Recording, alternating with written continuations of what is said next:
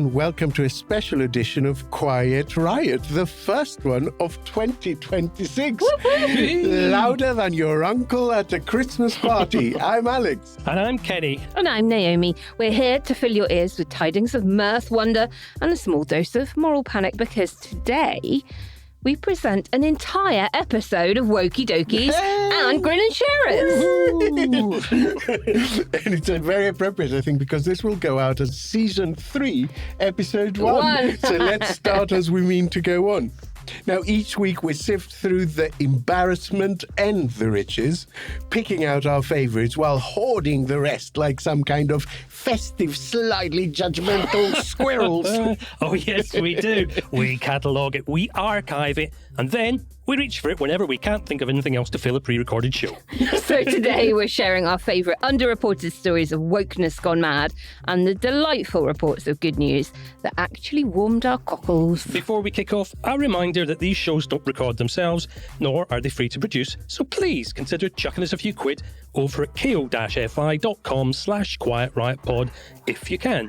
It helps us keep making the show free for everyone at the same time, no matter their situation. So dust off the last of the quality street, pour yourself one last eggnog, and help us begin another Quiet Riot. In 2025, the Pope was woke. So was the wool of gay sheep, and even, somehow, the IRA. At which point you'd be forgiven for wondering whether the word had finally collapsed under the weight of its own overuse, whether woke had stretched so far it now simply meant a thing that exists and makes somebody else mildly uncomfortable. Because if popes, livestock and paramilitary history are all fair game, what is left? Gravity? Tuesdays? The concept of soup? Well, fear not, the culture war never sleeps. There is always something new to be dragged before the tribunal of vibes and declared irredeemably, scandalously and unforgivably woke.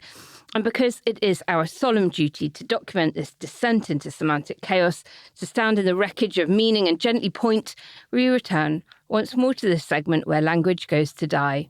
Strap in, open your mind, lower your expectations. It's time for a lengthy section of Wokey Dokey.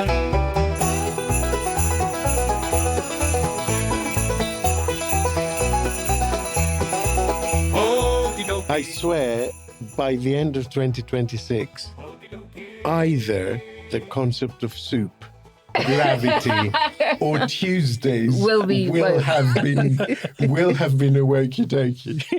Okay, come on, Kenny. Give me your Wokey Dokey story that you think we should have covered in a bit more detail but didn't have time to during 2025.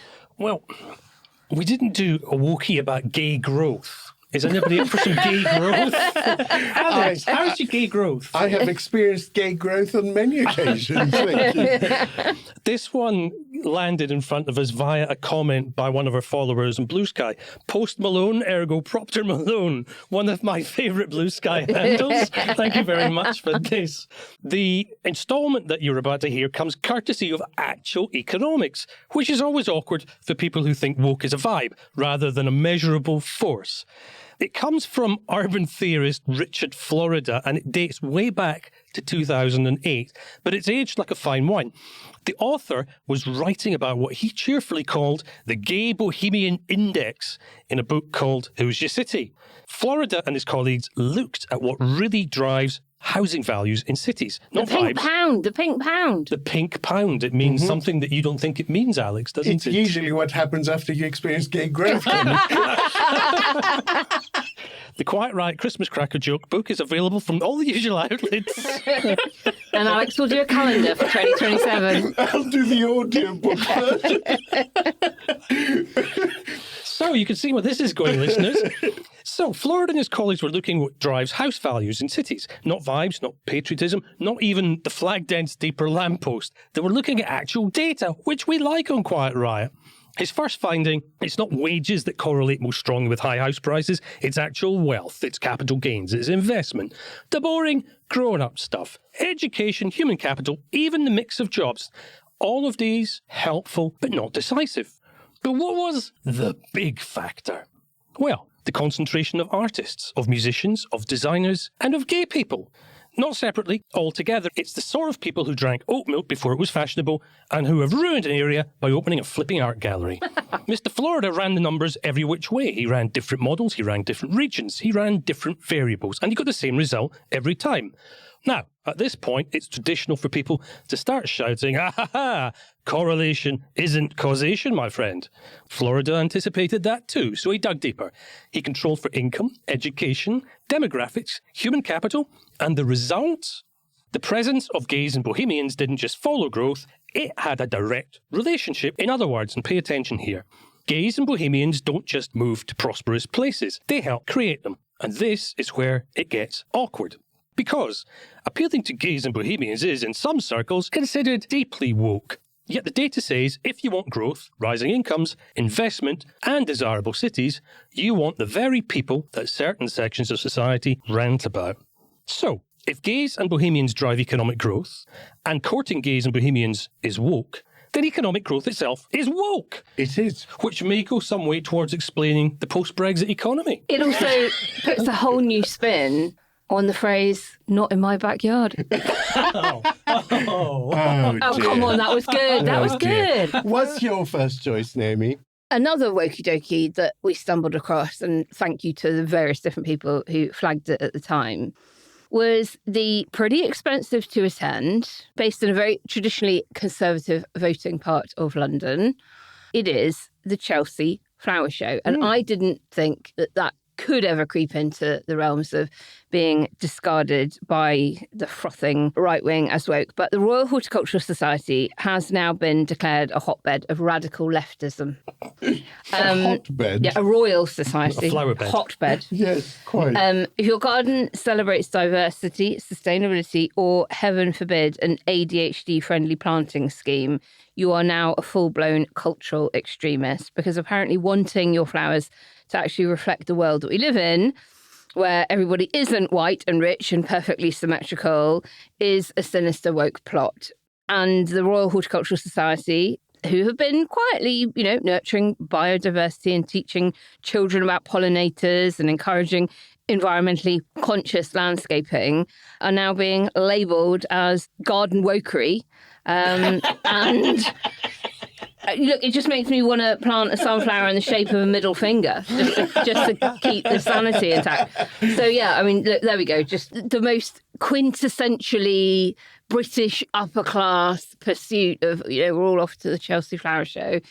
For even that to get deemed woke now, I mean, nothing is sacred anymore. I know. Nothing. Amazing. Well, seeing as this is the end of the year, they've lost that fight. Yeah. The anti-woke brigade, because I've been reading a lot about garden trends in 2026, as you do, and they're all about pollinator-friendly, asymmetrical mini wildernesses that are not your typical manicured thing. And they are what's most popular out there because they're actually gorgeous, and you feel like you are in nature, which is the whole point of a garden. It's not to feel like you are in yet another room of the house, just one that is made out of plants. Yeah. It's to feel that you're in the outside world. One of the prettiest and easiest things you can do in a garden is get a cheap packet of wildflower seeds and scatter them. And nature does all the rest of the work. I absolutely agree.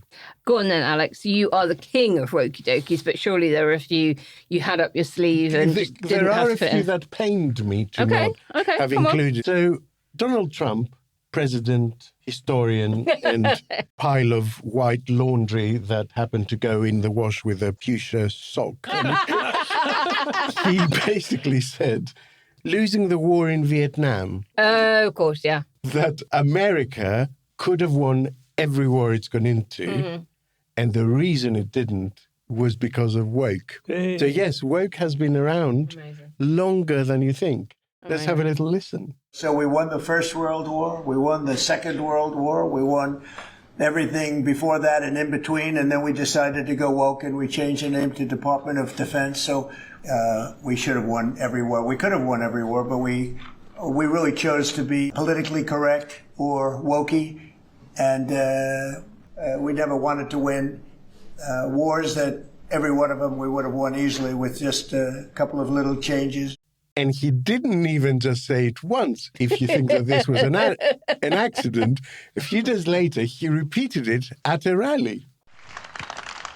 Because, we won World War I, World War II, everything in between and everything in front of it. It was called Department of War. And then we went woke after the Second World War. Problem with Vietnam, we stopped fighting to win. We would have won easy. We would have won Afghanistan easy. We would have won every war easy. But we got politically correct. Let's take it easy. We're not politically correct anymore, just so you understand. So there you go. America lost the Vietnam War because of woke. I don't know how to interpret that, by the way. And I'm not sure he does either. No, he doesn't. Presumably, the subtext, the implication is that they could have dropped a nuclear bomb on them. More Agent Orange. That would have been so appropriate, wouldn't it? Yes, quite. Right, what's your next one, Kenny? I've got a nice short one, and this one came via Gemma Clark on Blue Sky. Thank you, Gemma. And it's a golden pop culture moment from earlier this year that's too good not to enjoy with a wink and a little waggle of your finger. So, one very confused Kylie Minogue fan went viral back in May after complaining that Kylie has gone all woke and all gay. I mean, she's been pretty gay for a really long time. And now it was a pity they'd never ever see her live again. That came after one of her pet-packed Tension Tours shows in Glasgow. Now, just think, as you have, about that sentence for a second. Kylie Minogue, the Australian disco pop legend, who's been a gay icon for decades and whose music thrives in LGBTQ plus spaces. Her catalogue has been lovingly adopted by queer clubs, pride events and camp rich fandom since before some people in that fandom were born. That Kylie, going all gay. She's basically been unofficial mayor of Gayville since the 80s. I feel like I very naturally have this with pretty much everyone. I mean, I just let people be. Just talking about the LGBTQI plus community, it's beyond.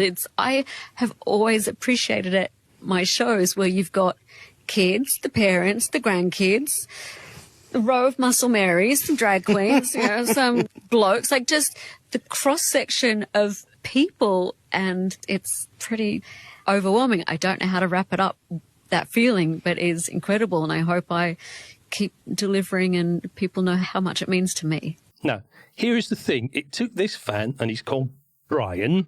Hello, Brian. It took Brian 5 concerts and presumably hundreds, if not thousands of pounds of tickets to realise that, yes, the audience that surrounds you, Brian, is full of folk who love glitter, joy, and emotional release set to a beat. Social media dragged Brian so hard, it registered on the Richter scale of online shame spirals. Calling Kylie woke and gay is just like calling the rain wet. So, dear Brian, yes, Kylie Minogue is woke and a gay icon. Woke is woke, gay is gay. Are we, Kylie? She still slays. Yay! That's what you get. Property values went up in the area. What's your next one, Naomi? For listeners who don't know, I am a trustee and board member of a charity called the Royal Society for the Prevention of Accidents, ROSPA, and they do brilliant, brilliant work. But unfortunately, preventing accidents is woke. Okay. So in a story that really puts the spin in round, traffic circles are now no longer safe from wokery. I'm talking specifically about Hemel Hempstead, where critics have dubbed the new roundabout as Britain's most woke £2 million roundabout. It's a Dutch-style roundabout. And what do I mean by that? Well, the cars have to give way first to pedestrians and then to cyclists, i.e. in order of who is least safe. You've got to protect the people who've got the slowest acceleration and don't have any kind of metal frame around them, then those on 2 wheels who can get themselves out of a tricky spot a bit quicker, and then other cars. So it's like a queuing system to prioritise people who aren't in a metal box. The Anti-Woke Brigade have announced that locals were so baffled they needed a 3-minute instruction video to explain how to drive on it. Which, let's face it, sounds like seatbelt instructions for the Millennium Falcon. And look, nothing says culmination of Western civilization like arguing about who goes first on a bloody traffic island. I mean, it's just incredible. Incredible that trying to keep people safe when we have multiple road users and we update the highway code every year. No. Mowing people down, fine. Trying not to, woke. Quiet Riot. Quiet Riot. Come on, Alex, what was yours? Next up. Reusable water bottles. And in general, actually. Water.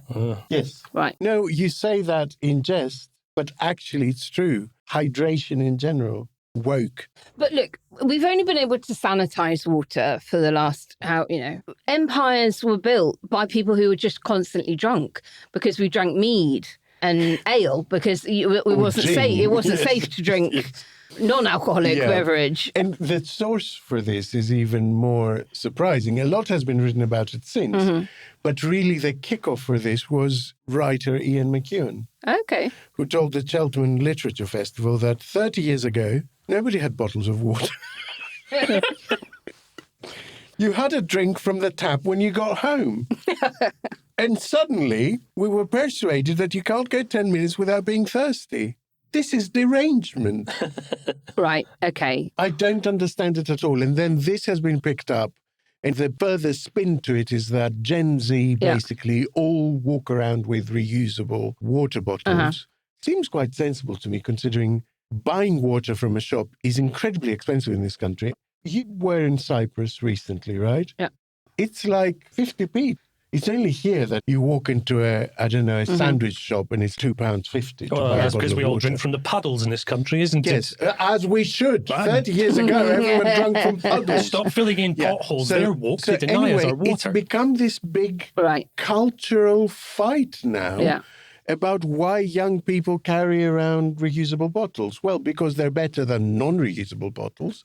And because they can refill them very cheaply. And Gen Z are skint. Yeah. So, of course, they go around with reusable bottles of water. It's all they can afford. Okay, everyone, welcome. This support group is for people who are so woke that they are finding it impossible to have any fun at all. We have somebody new with us this week, so would you like to introduce yourself? Hi, I'm Oscar. I think, like a lot of you guys, for me it started with the little things.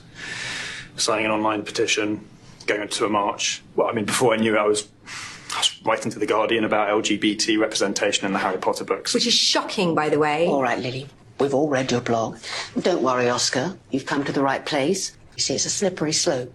1 minute you're carrying a reusable water bottle, fine, and the next minute you're arguing that water is racist. Oh my God, is water racist? No, it's just an example. You can't go through your 20s worrying about every aspect of everything. You have to pick your battles. And just remember that it doesn't really matter, because by the time you hit your 30s, most of you are going to be massively right-wing anyway. So there you go. Hydration is woke.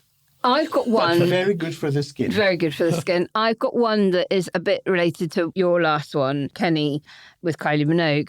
It is something declared woke. That is the definition of woke. Okay? The final slice of wokery I've got for you is that apparently racial equality itself is now woke. No, it always fucking was, right?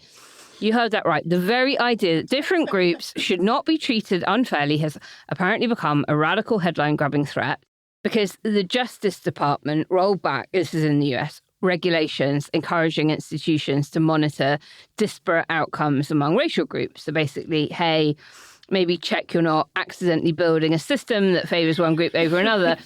And suddenly, some corners of the internet cried, woke. Yeah. And I just want to pause for a moment here because the origin of the word woke comes from anti-racism activism. Its root was in anti-racism activism. So if wanting fairness is now woke, then congratulations, we're all criminals in the eyes of the chronically outraged. It is insane that these people are only now waking up to the fact that woke is itself woke. That's what I'm leaving you with. Woke is woke. Woke is woke. That's the most meta thing I've heard all year. That's amazing. Somewhat reassuring as well. I get a warm glow from that idea.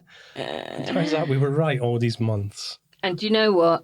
Kathy Burke's right. Being woke's bloody lovely. And much better than being a horrible old C star. I love that you went star, and then said it anyway. Last one.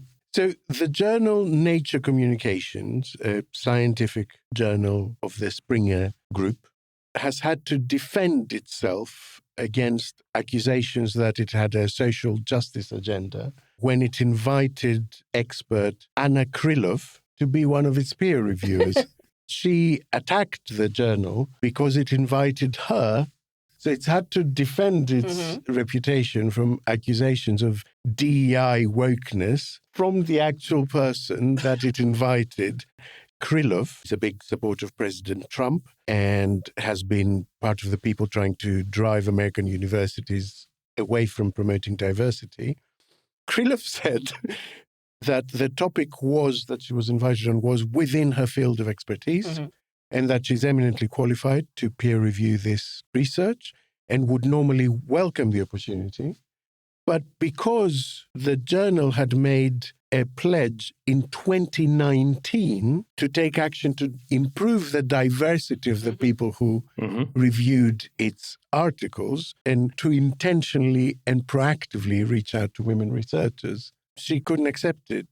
I mean, I don't understand how else they can reach out. I'm going to accidentally reach out. I mean, you go to prison for that. I genuinely don't understand anything about this at all.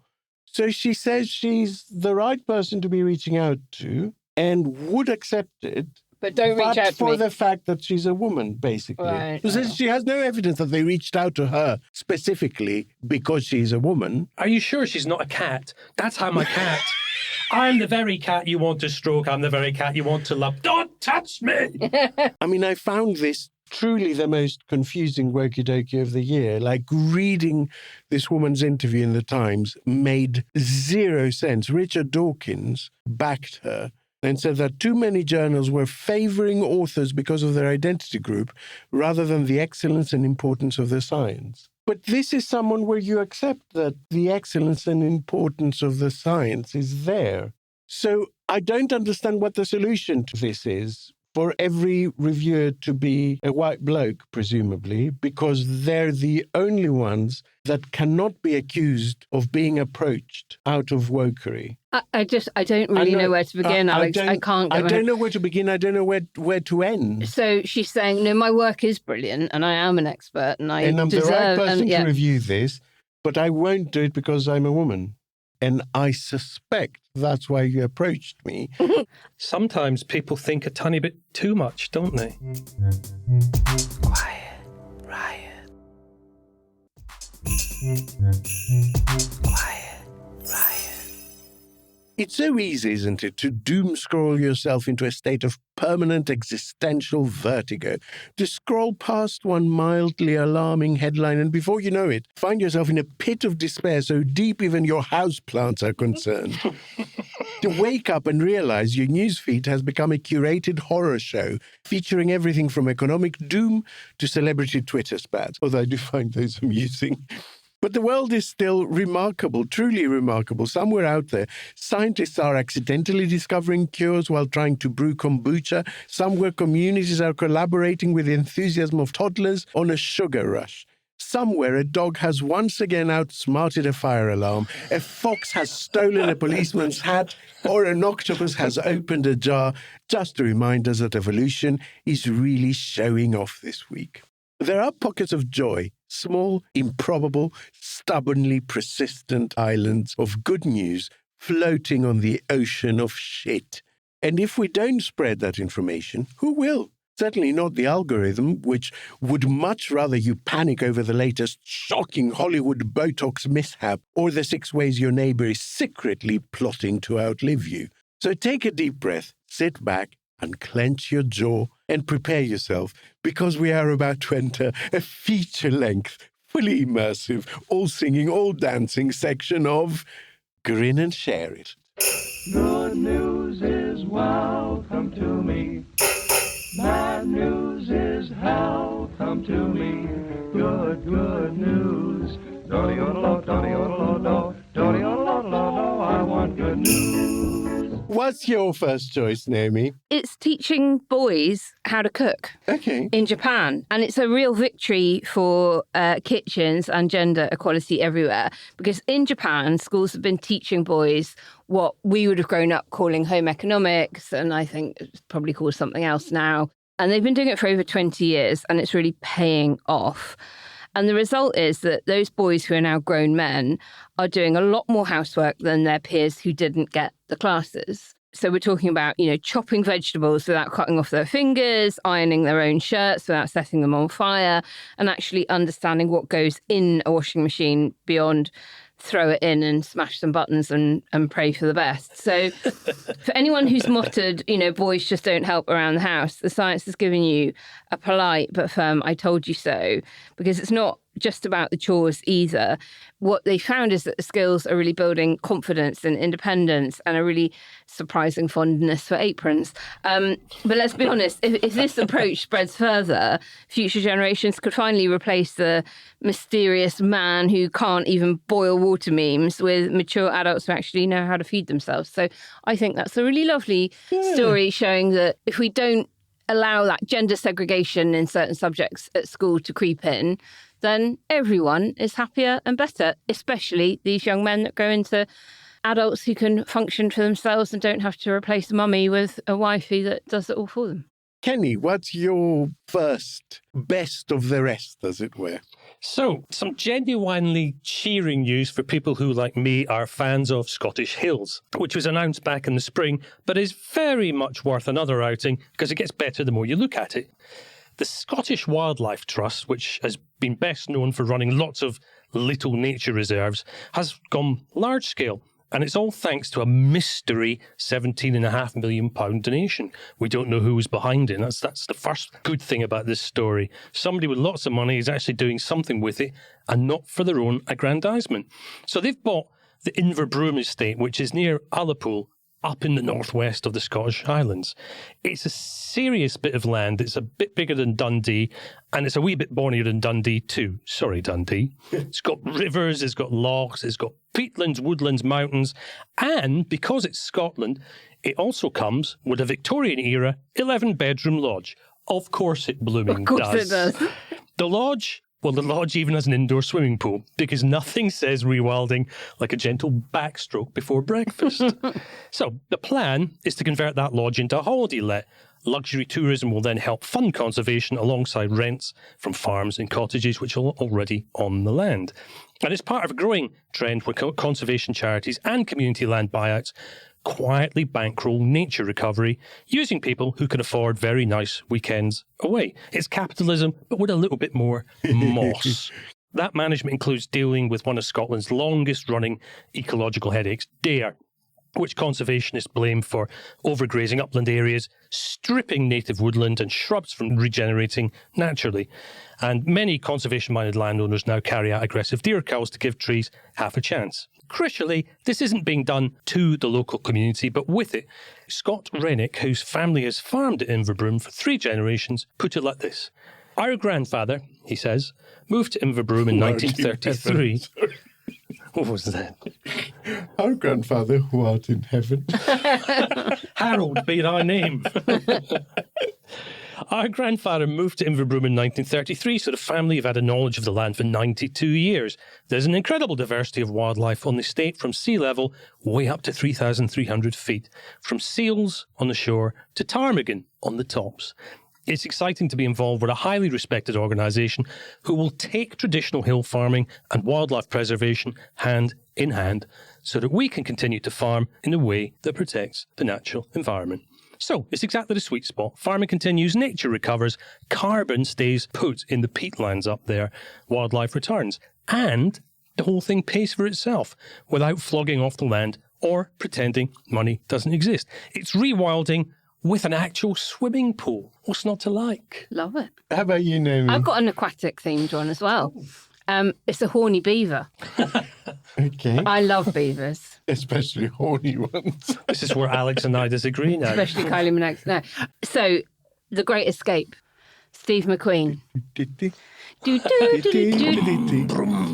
So there was a horny beaver who has now been nicknamed Steve after Steve McQueen. I'm sorry, is this a species of beaver? No, or just a beaver that was horny? A horny beaver, Right. okay. The way you kept saying a horny beaver, it sounded like it a was a horny toad. species of Yeah. beaver. Well, I think all beavers are quite matey. Yeah, so a beaver. A beaver, Not right? in my life, they haven't been.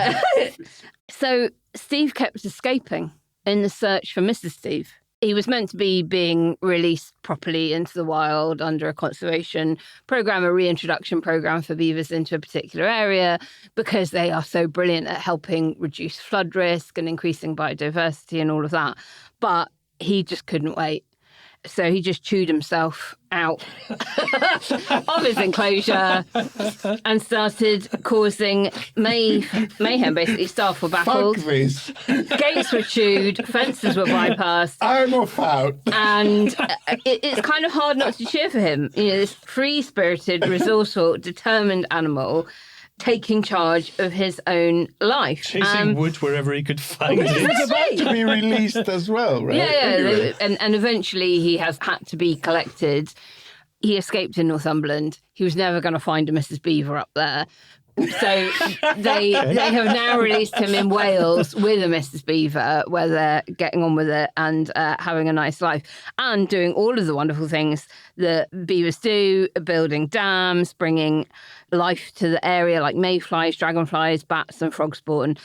So, you know, absolutely doing all the right thing. But he was just very anxious to broaden his horizons. Mm-hmm. And he kept getting papped, getting spotted in the local area. People thought it was an otter, and then they realised it was a beaver and photographed him. He was twice heading to a farm with a lovely fishing lake. A third trip saw him eventually recaptured, but where he'd been was a mystery up to that point. He'd been spotted all over the place. The local beaver brothel. Right. There was some speculation he might even have been, you know, very far away, 100 kilometres or more.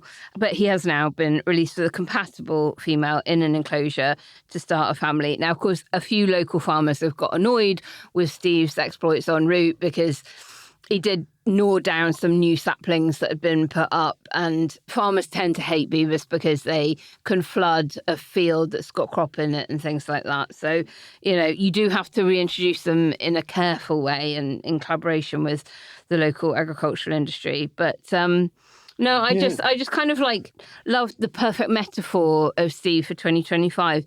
Sometimes you just got to chew through life's fence.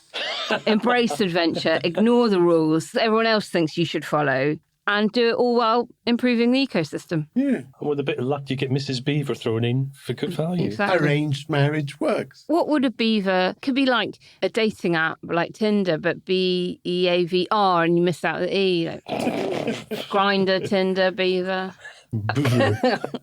Alex, what about you? So my first choice is about a boy who went on a mission when he found out that confectionery tubs cannot be recycled in normal recycling, something that I didn't know. They go to landfill.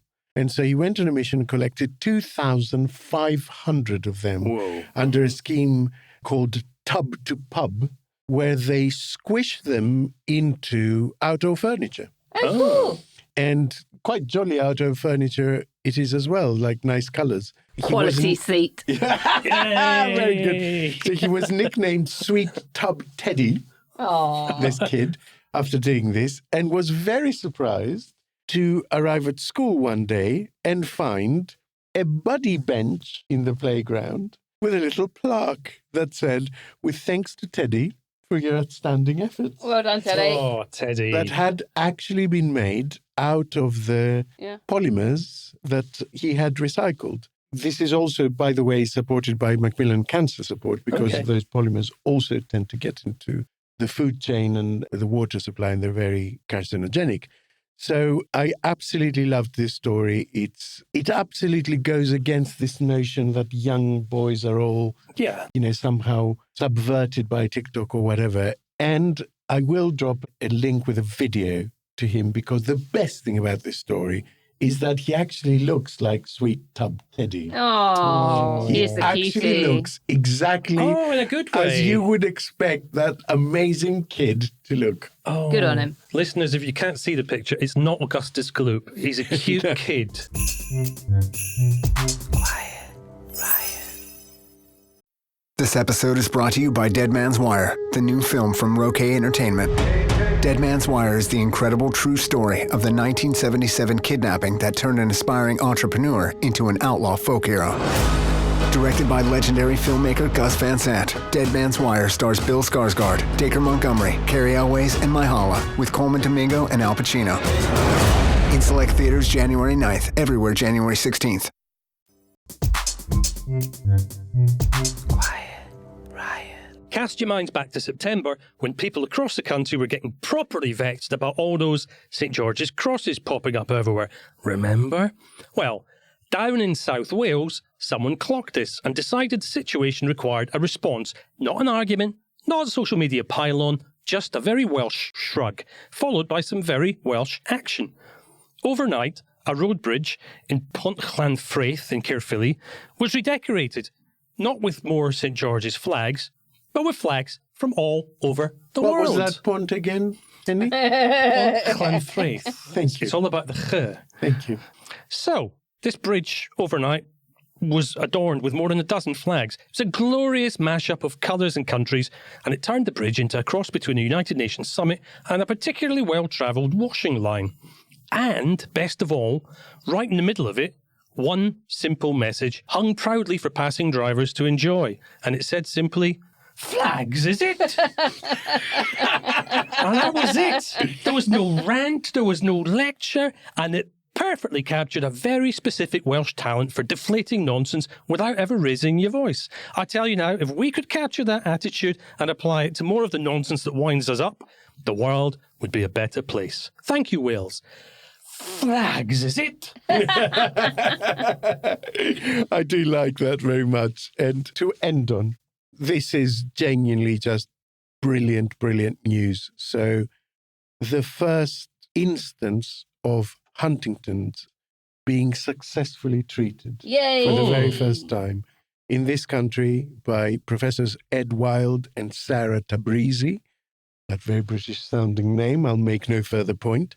It is one of the most devastating and horrific diseases. It runs genetically through families. Yeah. It basically kills brain cells in a similar way to dementia, Parkinson's, or motor neuron. Yeah. The team itself, and I will drop a link to the video, they were in floods of tears when they saw these results. And data shows that the disease was significantly slowed by 75%. Wow, who wouldn't take patients that were treated with this gene therapy. It's, again, incredibly important because we can detect the first signs of Huntington's in people's 30s. Right. You know, so it can be diagnosed very, very early. And if you're talking about this kind of delay and this kind of treatment, I mean, it is effectively like going into remission. It is effectively that kind of switch from when we had nothing with which to treat cancer to being in a state where, in particular cancers, actually the odds are in your favor now if they're early identified. What it does is it turns the disease into something that you may die with rather than from. Yeah. And all of these things, again, to really underline the point, clouds and silver linings, all these monumental advances in the treatment of many of these conditions are because of the leaps forward made during COVID. That really focused minds. And at the same time, it also creates the question, what would happen if instead of having to spend trillions on a war, what would happen if we concentrated that amount of energy and oxygen and resources into treating this kind of disease? Here. Yeah. A good one on which to leave this marathon of Grin and Share It. And we will leave a link in the show notes to all of those stories so that you too can not just grin, but also share it. And that is a wrap on this special edition of Quiet Riot, your one-stop shop for wokery wonder and the occasional warm fuzzy. Thanks for tuning in. Now, before you dash off like a caffeinated reindeer, don't forget to like, subscribe, and leave us a review. And if your great aunt slipped a few notes into your Christmas card this year, well, head over to ko-fi.com/Quiet Riot Pod and chuck us a $5. Every penny helps us keep the show free and released at the same time for everyone, whether they're as wealthy as Scrooge or as underprivileged as Tiny Tim. We'll be back with another special edition show in the coming days, but until then, remain toasty, remain cheerful, and most importantly, remain rioting. But quietly. We love you loads, heaps, and all the in-betweens. Happy New Year! Happy New Year and bye! Bye! Bye! Quiet Riot is an audio production by Cooler Heads with Naomi Smith and Alex Andreou. Produced by Kenny Campbell. Music by Mariana Sangeeta. Artwork by Simone Canelu. And edited by me, Alex Reese. Quiet Riot. Where are my cockles? In your heart. Is it? Next The to your cockles muscles. of your heart. Okay. Oh, yeah. Yeah. I know a good Irish joke about that. Yeah. Probably. What happened to Cochal when he went to the disco? I don't know what happened to Cochal when He he went pulled to the muscle! Hey! Okay. All right, let's go.